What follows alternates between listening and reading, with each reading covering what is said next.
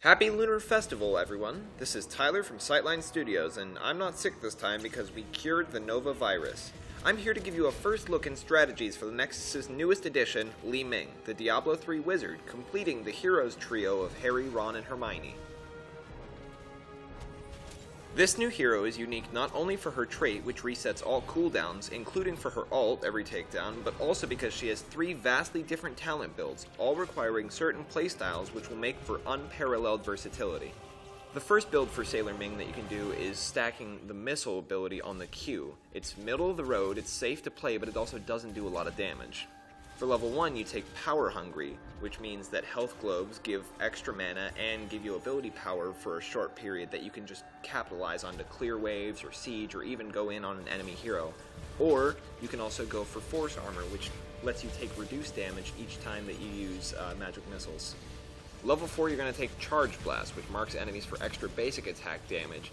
This is in preparation for when you take Cannoneer at level 13, which means that all of your basic attacks are going to start becoming abilities by themselves just to stack as much damage on an enemy as you can. Level 7 is where you have to start actually aiming your magic missiles, as you're going to take Seeker, which increases single target damage. If all 3 missiles hit one hero, it's going to have a giant payoff of damage. So you need to start either focusing an enemy from far or getting really close so that all 3 are guaranteed to hit someone.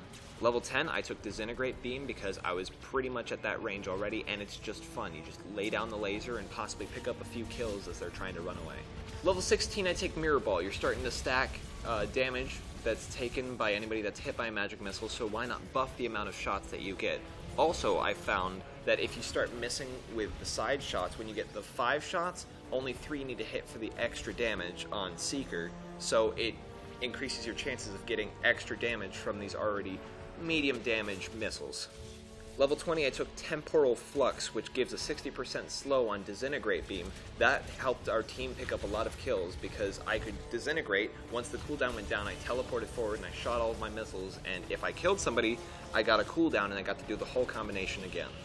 The second build I found for low main is powering up her W ability, or the Orb. It's safer in the sense that you're supposed to stay really far back and can do lots of damage at range, but it's dangerous when enemies start to get up close to you because I also took things that reduce my maximum health, and I have almost no escape besides the one teleport occasionally. Level 1, you're going to take Power Hungry. It helps early game, you're going to get the health globe, and you're just going to clear a wave and start sieging like crazy, especially the Orb. It's great for sieging. Level 4, I took S of Johan, which means when the orb hits, it pulls all the enemies it hits in. That helps for disruption, or if they're trying to run away, and you can capitalize on that brief second. Level 7, I picked Zai's Vengeance for this build. Your orbs are trying to do as much damage as possible, so the further you are away, the more damage it does. This is where you have to start worrying about your positioning, because you want to be farther away so you can get that extra damage, but also because if enemies realize that you do less damage when they get up close, they're going to start coming after you, so you have to watch out and you have to be ready to run at a moment's notice. Honestly, either ult works for this build, but I took Wave of Force when I was playing this because I was pretty fragile, so I was trying to keep them away and just keep disrupting them so that I could use Teleport to try and get away if I could. Level 13 is a very dangerous talent tier for this build, because Glass Cannon is very tempting, especially for this because you're going to be staying at range. If you take it, you need to capitalize on being as far away as possible and ready to run in a moment's notice, because the enemies, if they catch you by yourself, or if you find yourself trapped and finding an enemy where you weren't expecting, you're pretty much dead. Level 16, it's pretty obvious you should take Arcane Orbit. You've been building Orb this whole time, you're trying to stay at range already, so why not increase the range, increase the effectiveness of the Orb, and it'll keep you safe, because the farther you can stay away, the better. Level 20, I was having fun, so I just took Archon. I didn't take Tal Rasha's because I wasn't rotating abilities as much as I might have for another build. And Archon, you can just sit there and laser people and benefit from the Glass Cannon damage buff. But that one makes you even more fragile because you can't escape, you have no teleport, no abilities other than just your laser beam.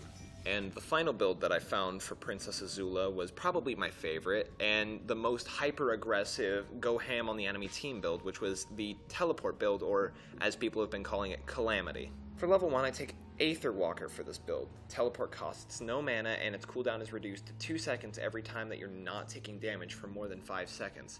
This helps for mobility, but also as you get to the later levels and start stacking on teleport with the damage and the shields, if you can kill somebody by teleporting in, you get that 2-second cooldown because no one did damage to you and you can just fly around the map really quickly, killing whoever you want. For level 4, I pick S of Johann because it'll pull people closer to you. The teleport range isn't very far, even when you buff it with the level 13 talent, so you want them as close as possible so you can catch up and do the damage that you need to kill them and get that reset. Level 7 is a necessity to take Calamity. It's the pinnacle of this whole build, and you can do crazy amounts of damage, especially when you get the reset, and just teleport around and wipe the entire enemy team with it.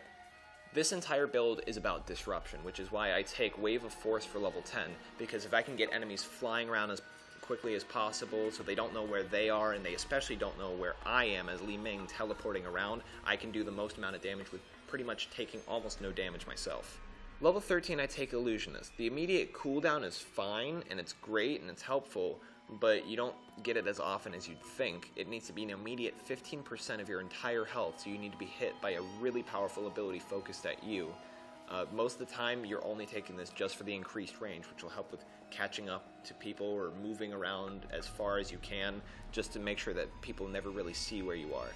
Level 16, you take Diamond Skin, which is finally the only assurance that you'll be safe in this build. When you're teleporting around as fast as possible, you're keeping that shield up so that they can't do any damage to your real health. For level 20, I took Tal Rosh's Elements because I found for this build you use most of your abilities in rapid succession, so you're rotating them while the others are cooling down anyway, and Tal Rosh's ability power buff makes it easy to just destroy anybody that takes Archon. My final thoughts on Li-Ming are that in Hero League and Team League, I'm probably going to try and pick her if the enemy team picks Jaina or Kayle so that I can just style on them. And I didn't find the mana to be too much of a problem. The only time that I was out of mana and couldn't pick up kills because of it were because I had pretty much wiped the entire rest of the enemy team, and so I sent the last one back as a messenger to tell his friends. Thanks for watching, and as always, remember to like, comment, and subscribe. From all of us here at Sightline Studios, good luck, have fun with Li-Ming, and may the Wave of Force be with you.